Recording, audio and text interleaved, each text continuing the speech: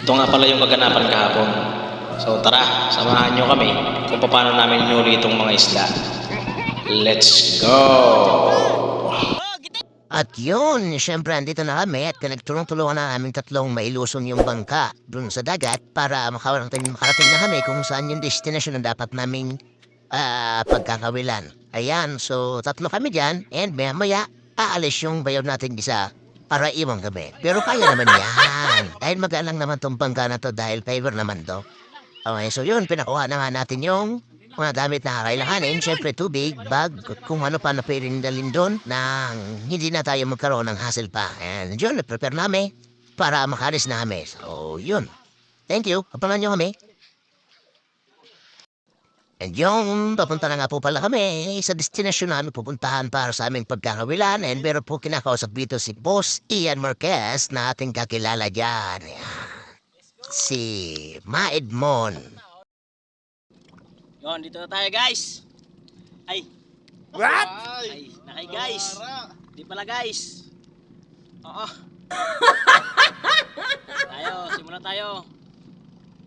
Subukan natin dito kung makakuha tayo ng malalaking maliit na isda. Ang gulo magsalita eh. Hindi maintindihan ba sinabi? Marami dito. Yung mga bisugong isda. Yan, yung mga bisugo. Kung alam nyo yan. Sa Tagalog, bisugo. Yan, sa mga mangingisda dyan na mahilig din magkawil. Shoutout sa inyo. At sana pagpalain tayo ng Panginoon. Pingwit. Nasaan na ba yung sa atin?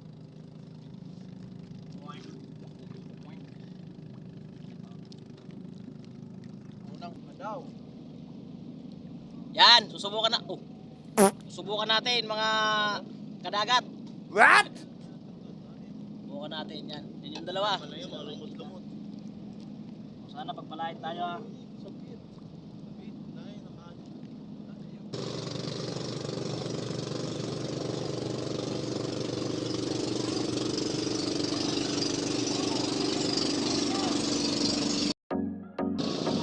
Okay, so kailangan natin lumipat. Masabit kasi yung kabil natin. Kailangan, dapat makakuha tayo ng magandang posisyon para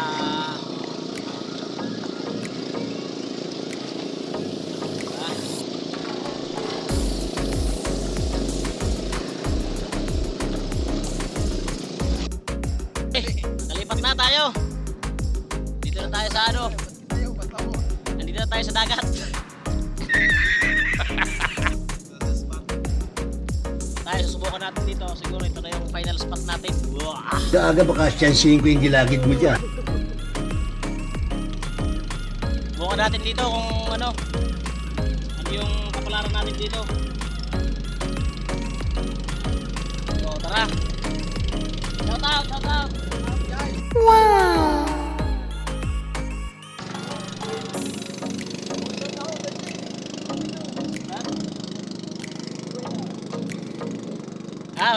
May mga subscriber tayo na ngayon lang nila nalaman na vlogger tayo.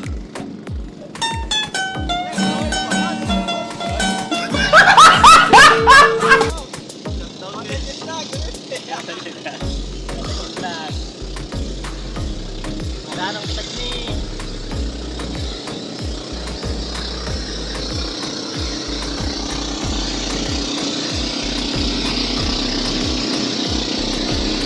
A few moments later. Ano? No! Ano? Oh, tsamba! Oh, gitik! Nagsabay.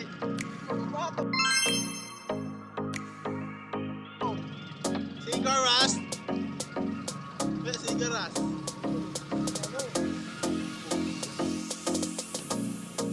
Oh.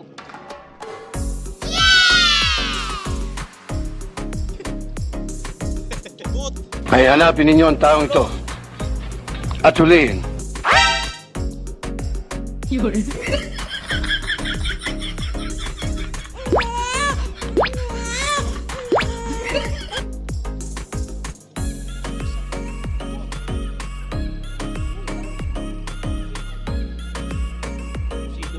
A few inches later.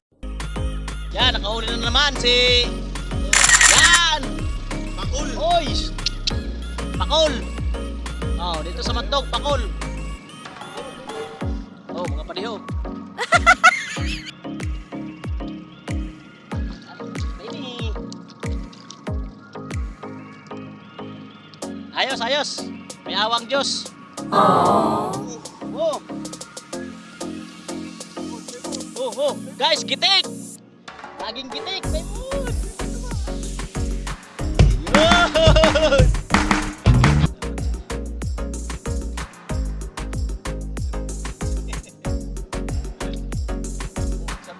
Malaki ang pag-asa ko kapag ganito ang buhay ko. Habang busy sila, sasalisi tayo.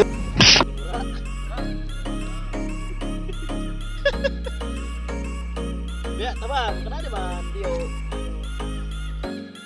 Oh, ano ini? Oh. Pulahan. Nice. Yan. Thank you, Lord.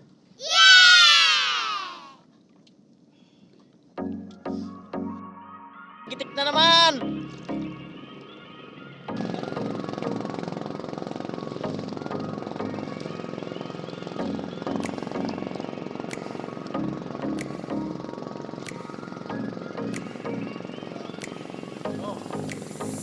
Oh, gitik.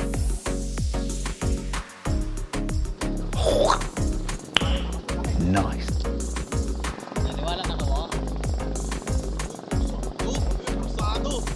Tignan natin kung gitik, guys. Tignan na lang natin.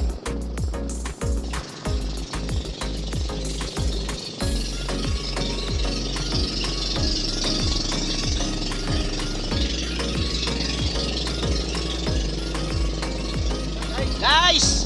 Kahit maliit, pinagtsatsagaan! Guys! Kahit maliit!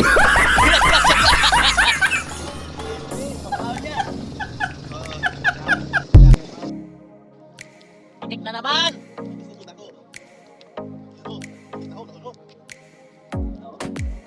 Pakol! Tabi tayo pakul!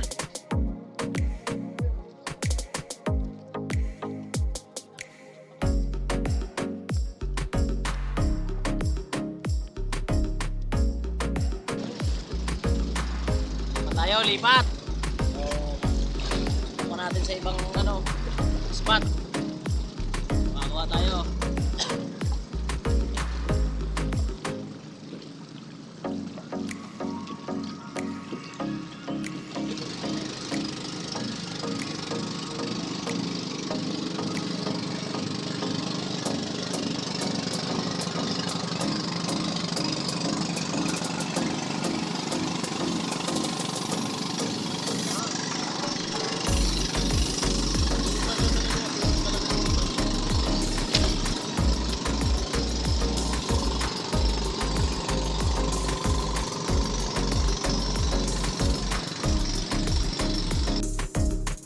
Oh, gitik!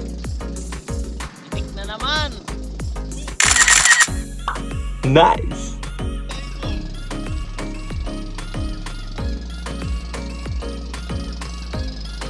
Ay, dulo na kita pa.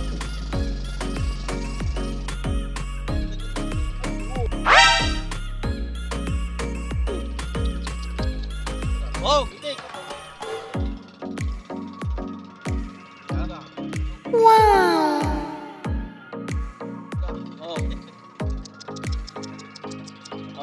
Okay.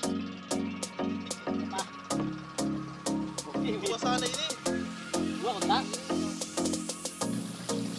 Isang bagsak na lang tayo, mga kabugsay. Bagsak na lang at dumidilim na.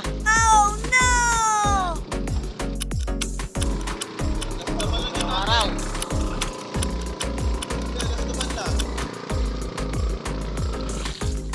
Let's go, tantananan!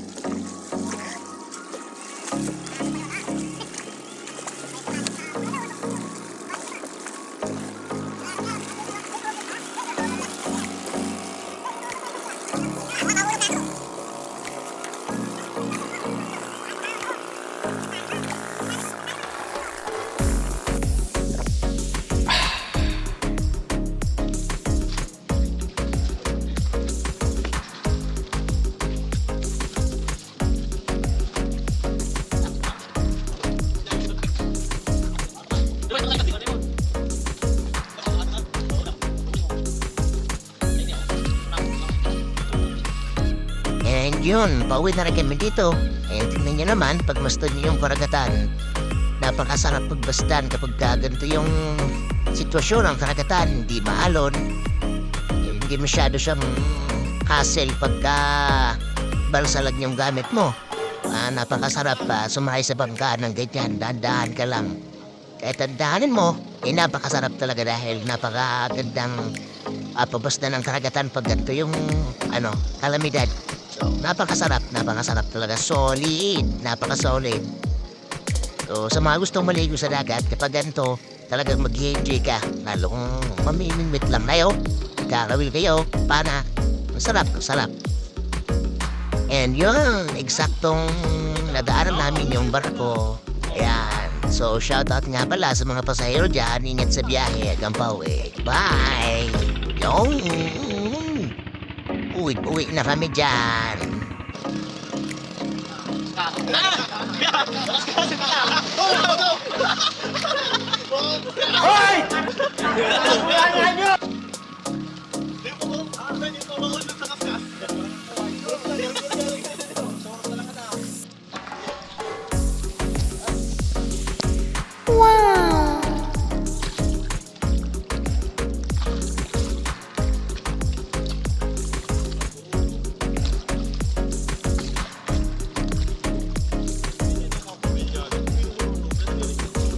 Iyon, sa wakas, nakarating din sa ating uuwian tahanan. Ayan.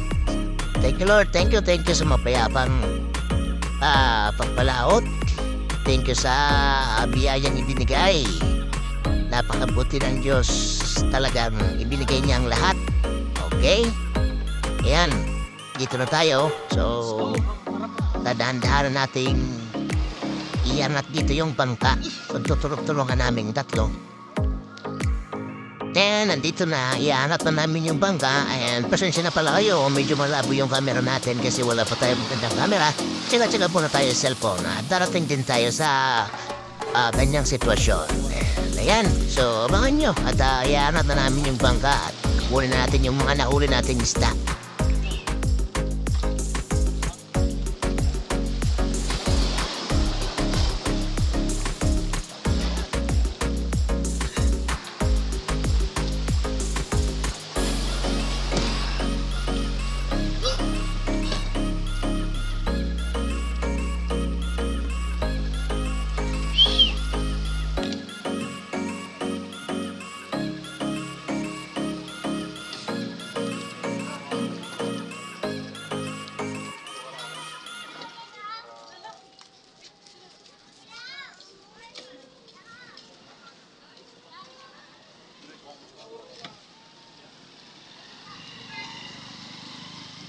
Kanino yun oh? Parulos yun. And ayan na. So, kukunin natin yung isda, bibilangan na natin kung ilan yung nahuli natin. Ayan. So, kahit ganyan lang yung marami, okay lang. Ang mahalaga, meron tayong biyaya na galing sa Panginoong Diyos. Ayan, hindi niya tayo pinubayaan. Bagkos tayo ay kanyang binigyan. Ayan, imuhuli natin. So, kahit paano makakaulam na, hindi na tayo magugutom sa gabing ito. Ayan, hindi naman. Apakasarap niyang lahat. Yun yung pinakamasarap dyan Talagang solid. Solid si Boss Ian Marquez po yung nakahuli niyang malalaki na yan. Napakagaling niya, napakagaling ng kamay niya. Halos malunod na yung bangka pagka pinipersa niya yung tansi, yung talik.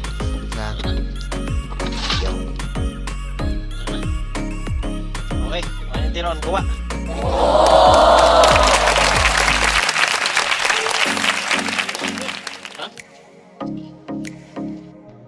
And yun na. So, inugasan na nga ng bayaw natin yung isda na nahuli natin. O natin, yan. So, pinisama-sama niya na. So, yun. Tinilis niya na rin. Katapos ng hanggasan nilinis niya na rin yung taramdan niya yung mga bituka. O laman loob ng mga isda yan. Kasi hindi naman kasi kinakain yan Papait, tsaka, siyempre, hindi naman talaga kinakain yan. Yan. Yan, nililinis niya yan lahat. At para mamaya, may isa lang na. at makain na rin natin. Napakasarap niyan. Solid talaga.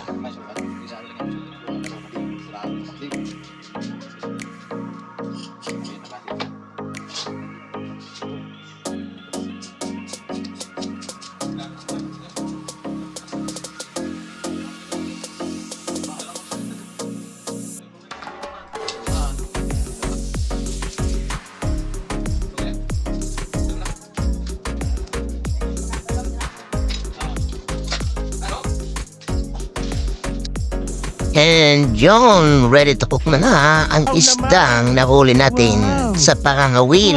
Alright. So, maya-maya lang, luto na yan. And kakain na tayo ng masagabong masarapang hungit-hungit, siba-siba ng ating bibig na makain. And yung titignan natin kung luto na yung niluluto natin isdang nahuli natin sa pangangawil. And ayan, konting papulo pa ay mamaya ay luto na po yan at pwede natin kainin. So sa mga nanood po ng video na ito, maraming salamat sa mga nagtapos ng video. At sa mga hindi naman tinapos yung video, salamat pa rin sa inyo. I love you all.